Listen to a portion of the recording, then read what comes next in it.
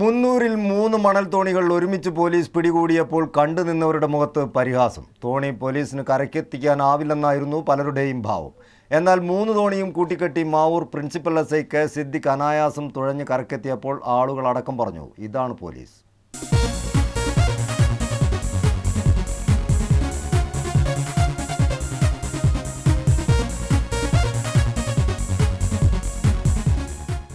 ഇരുവഞ്ഞിപ്പുഴയിൽ പാഴൂരിന് സമീപം മുന്നൂരിൽ വെച്ച് 3 മണൽ തോണികൾ ഒരുമിച്ച് പിടികൂടിയപ്പോൾ പലരുടെയും മുഖത്ത് ഇത് പോലീസ് കരയ്ക്ക് കയറ്റുന്നത് ഒന്ന് കാണണം എന്ന പരിഹാസഭാവമുണ്ടായിരുന്നു.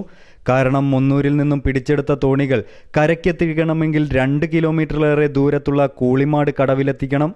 അത് അറിയുന്നത് കൊണ്ട് തന്നെ കാഴ്ചക്കാരായെത്തിയവരാരും പോലീസിനെ സഹായിക്കാൻ തയ്യാറായിരുന്നില്ല.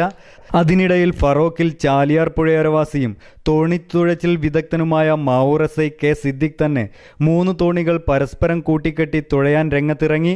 അതോടെ തുഴച്ചിൽ അത്ര വശമില്ലെങ്കിലും സിവിൽ പോലീസ് ഓഫീസറായ VM മോഹൻദാസും കഴുക്കോലുമെടുത്ത് തുഴയാൻ മുന്നിട്ടിറങ്ങി.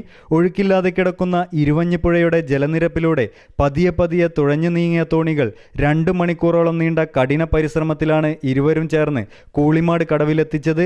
SIയുടെയും പോലീസുകാരൻ്റെയും സാഹസ പ്രകടനം കണ്ടതോടെ അതുവരെ വിട്ടുനിന്ന പലരും കടവിലെത്തിയ തോണികൾ കരയ്ക്ക് കയറ്റാൻ മുന്നിട്ടിറങ്ങി. നേരത്തെ ചെറുപുഴയിൽ കുറ്റിക്കടവിൽ നിന്നും പിടിച്ച തോണിയും SI തന്നെയാണ് തുഴഞ്ഞുകൊണ്ടുവന്നിരുന്നത്. CTV പ്രാദേശിക വാർത്തകൾക്ക് വേണ്ടി രജിത് മാവൂർ.